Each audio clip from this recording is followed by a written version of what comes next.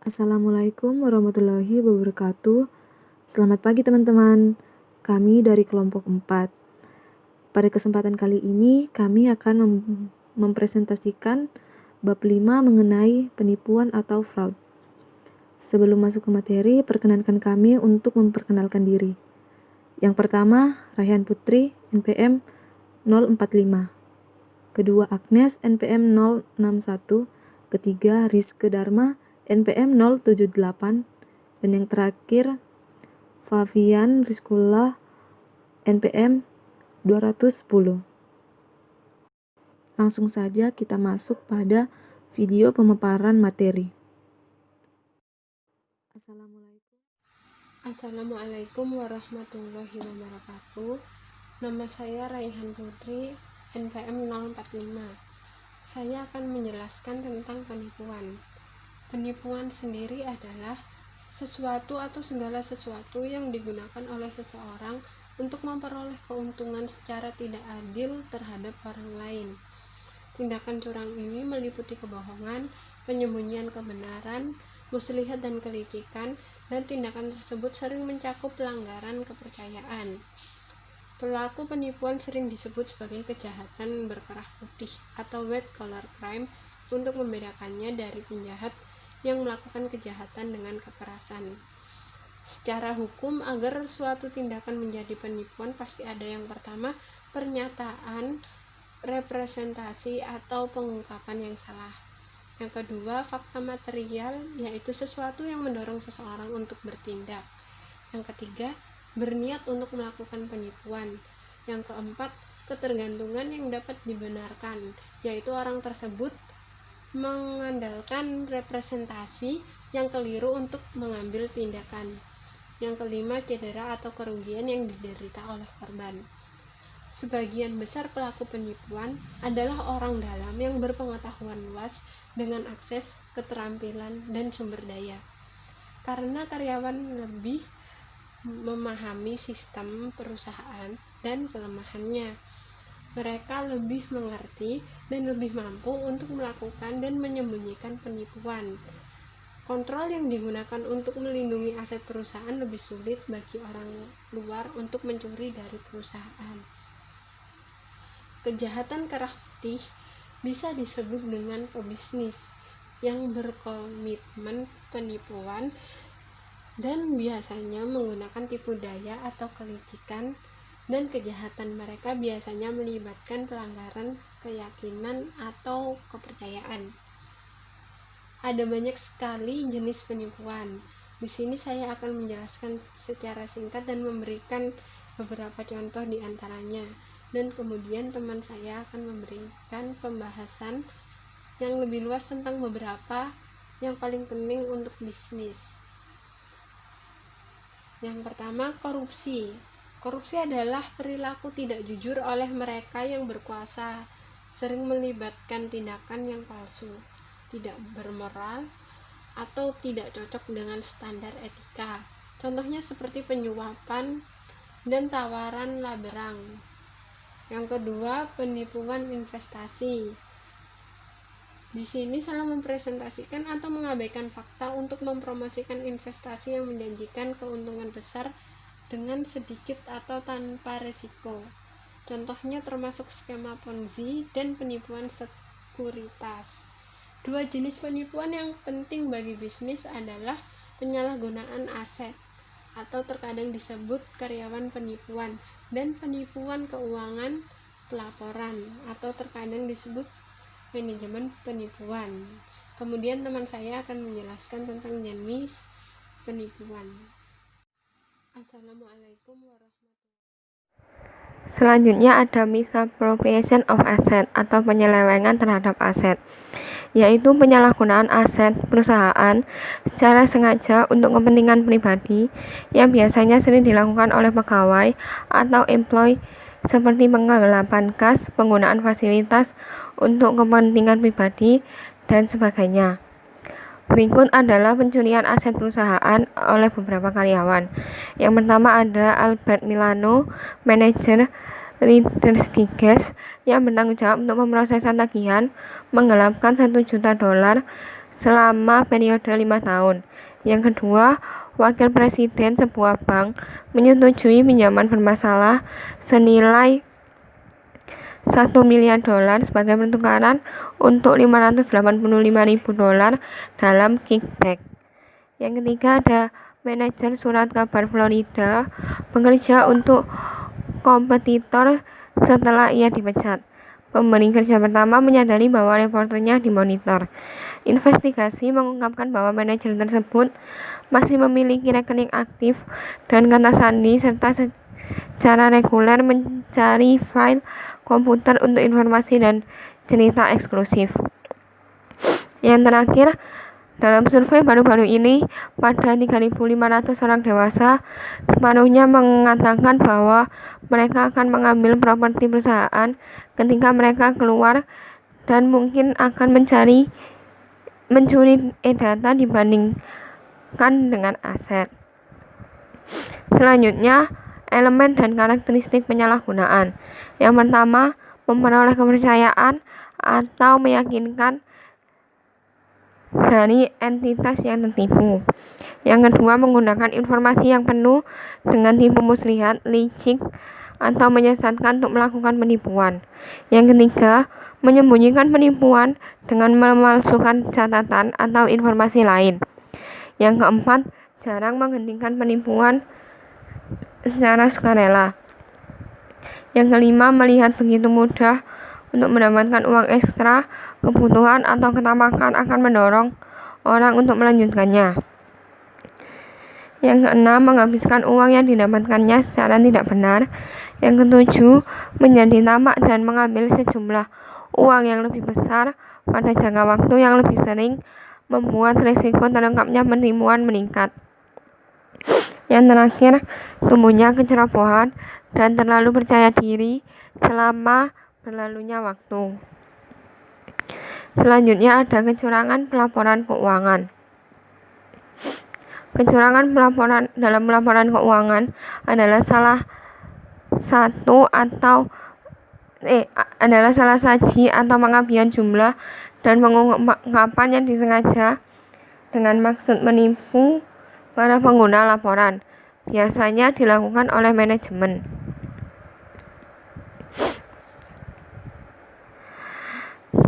Menurut SAS nomor 99, tanggung jawab auditor untuk mendeteksi penipuan mensyaratkan auditor untuk memahami penipuan, mendiskusikan risiko salah saji kecurangan yang material, memperoleh informasi, mengidentifikasi, menilai, dan merespon risiko, mengevaluasi hasil penguji audit mereka, mendokumentasikan dan mengkomunikasikan temuan, menggabungkan fokus teknologi.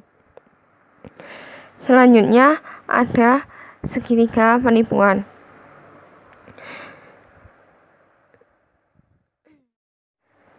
Bentuk contoh segitiga penipuan atau yang sering disebut fraud triangle adalah segitiga kecurangan yang menggambarkan adanya 3 kondisi penyebab terjadinya penyalahgunaan aset dan kecurangan dalam laporan keuangan. Komponen segitiga kecurangan yang dikembangkan oleh Donald R. Gracie adalah yang pertama tekanan, kedua pembenaran, dan ketiga kesempatan. Kecurangan dapat terjadi apabila 3 faktor tersebut muncul atau ada secara bersama-sama. Yang pertama ada tekanan, adalah motivasi seorang untuk melakukan kecurangan yang bisa saja dikarenakan tuntutan gaya hidup, ketidakberdayaan dalam soal keuangan, mencoba-coba untuk mengalahkan sistem, dan ketidakpuasan kerja. Berikut adalah beberapa contoh tekanan yang dapat menyebabkan penipuan. Yang pertama ada tekanan yang dapat menyebabkan penipuan karyawan, terdapat pada tabel 52. Yang selanjutnya ada tekanan yang dapat menyebabkan penipuan laporan keuangan, terdapat pada tabel 53. Selanjutnya ada bentuk contoh segitiga. Yang selanjutnya yaitu peluang. Peluang adalah kondisi atau situasi, termasuk kemampuan pribadi seseorang yang memungkinkan pelaku melakukan 3 hal, yaitu melakukan penipuan, menyembunyikan penipuan, dan mengubah pencurian atau kesalahan penyajian menjadi keuntungan pribadi. Yang pertama yaitu melakukan penipuan. Pencurian aset adalah jenis penyalahgunaan yang paling umum. Sebagian besar contoh pelaporan keuangan yang mengandung kecurangan melibatkan pernyataan yang berlebihan atas aset atau pendapatan, pernyataan yang lebih rendah dari kewajiban atau kegagalan untuk mengungkapkan informasi. Untuk yang kedua tadi yaitu menyembunyikan penipuan. Untuk mencegah deteksi ketika aset dicuri atau laporan keuangan dilebih-lebihkan, pelaku harus menjaga keseimbangan persamaan akuntansi dengan menggabungkan aset lain atau mengurangi kewajiban atau ekuitas. Penyembunyian seringkali membutuhkan lebih banyak usaha dan waktu serta meninggalkan lebih banyak bukti daripada pencurian atau penyajian yang keliru.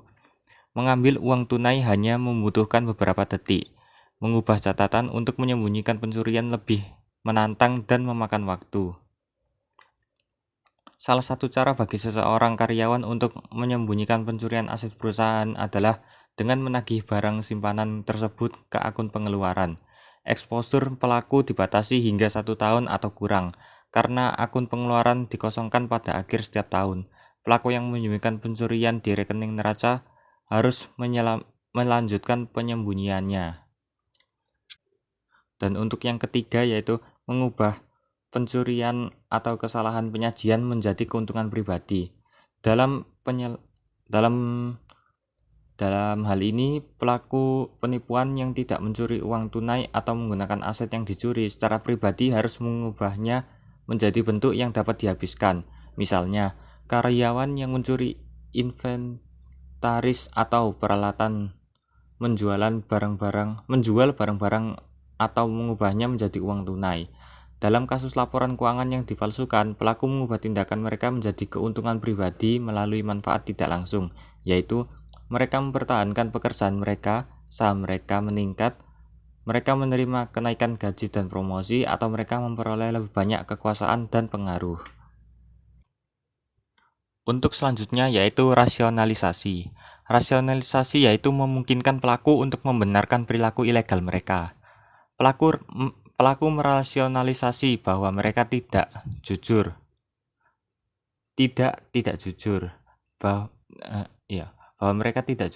bahwa kejujuran tidak dituntut dari mereka, atau bahwa mereka lebih menghargai apa yang mereka ambil daripada kejujuran dan integritas.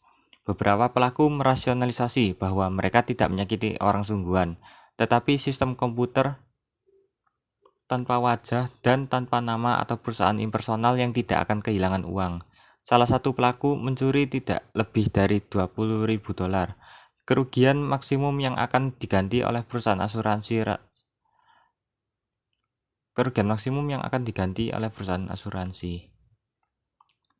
Rasionalisasi yang paling sering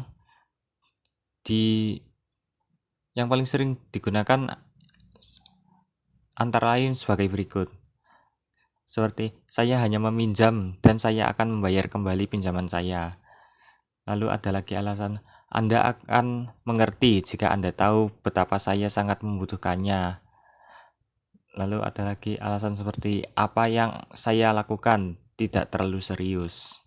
Atau yang paling sering biasanya, perusahaan berhutang pada saya hanya ingin mengambil jatah saya, dan semacamnya. Penipuan terjadi saat orang memiliki tekanan tinggi, kesempatan untuk berkomitmen menyembunyikan dan mengubah, serta kemampuan untuk merasionalisasi integritas pribadi mereka. Penipuan cenderung tidak terjadi ketika orang memiliki sedikit tekanan, sedikit kesempatan, dan integritas pribadi yang tinggi.